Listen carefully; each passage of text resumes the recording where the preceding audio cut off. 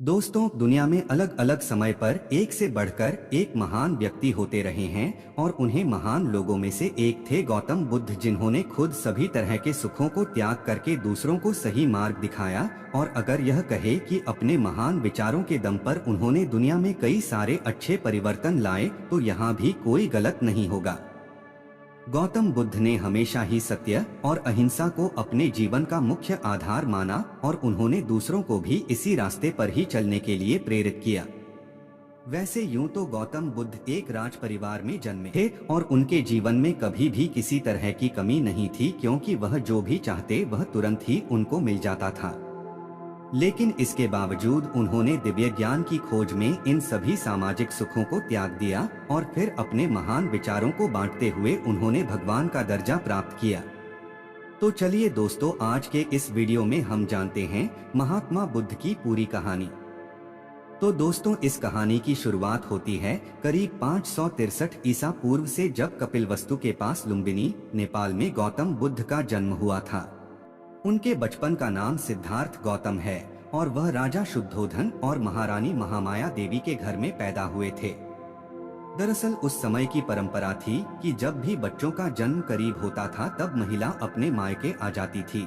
लेकिन जब महारानी अपने मायके कपिलवस्तु आ ही रही थी, तभी रास्ते में ही गौतम बुद्ध के जन्म का समय आ गया और इसीलिए लुम्बिनी नेपाल में एक पेड़ के नीचे ही गौतम बुद्ध पैदा हो गए।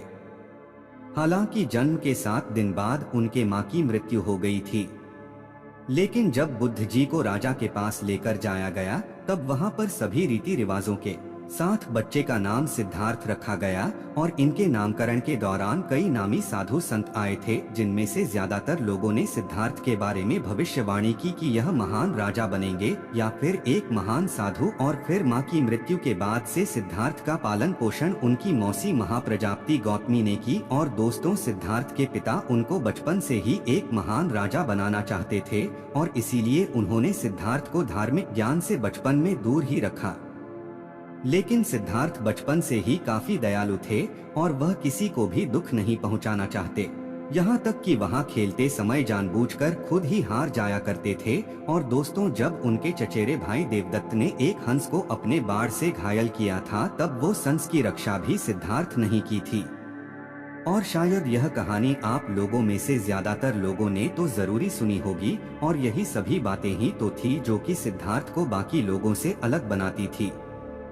हालांकि जब सिद्धार्थ 16 साल के थे, तब उनकी शादी राजकुमारी यशोधरा से कर दी गई और फिर इसी समय से ही वह लगातार कई सारे धार्मिक सवालों के जवाब ढूंढने लगे। और फिर अपने युवावस्था में जब वो आप बाहर निकलकर जनता के बीच गए, तब अपनी इस यात्रा में उन्होंने बीमारी, बुढ़ापा और सांसारिक दुखों की तरह ही बहुत सारी ऐसी बातें जानी जिसके बारे में उन्हें पहले कभी भी पता नहीं था। और फिर अपने पिता के विरुद्ध उन्होंने एक रात महल छोड़ने का फैसला ले लिया और फिर बाहर आकर उन्होंने निश्चय किया, युवा दिव्य ज्ञान की प्राप्ति करेंगे।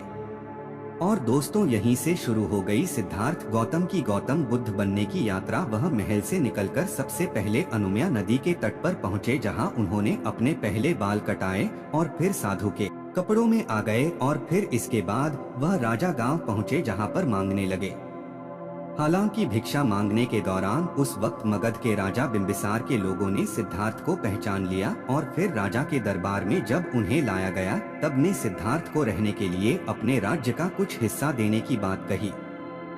हालांकि गौतम बुद्ध इन सामाजिक लालच में कहाँ आने वाले थे। उन्होंने से सहायता न लेने की बात कह दी और फिर वहां से निकलने के बाद गौतम बुद्ध जाने माने योग और मेडिटेशन की 2 टीचर से शिक्षा प्राप्त की। और फिर काफी सालों तक कठोर तपस्या करने के बाद उन्होंने सही तरीके से ध्यान लगाना शुरू कर दिया और फिर बोधगया पहुंचकर एक पीपल के पेड़ के नीचे बैठ लगातार 49 दिनों तक जब उन्होंने ध्यान लगाया, जब उन्हें देव विज्ञान की प्राप्ति हुई। और ऐसा अनुमान लगाया जाता है कि उस समय गौतम बुद्ध की उम्र 35 साल थी और फिर इसके बाद से ही 80 साल की उम्र तक वह प्रचार प्रसार करने में लगे रहे।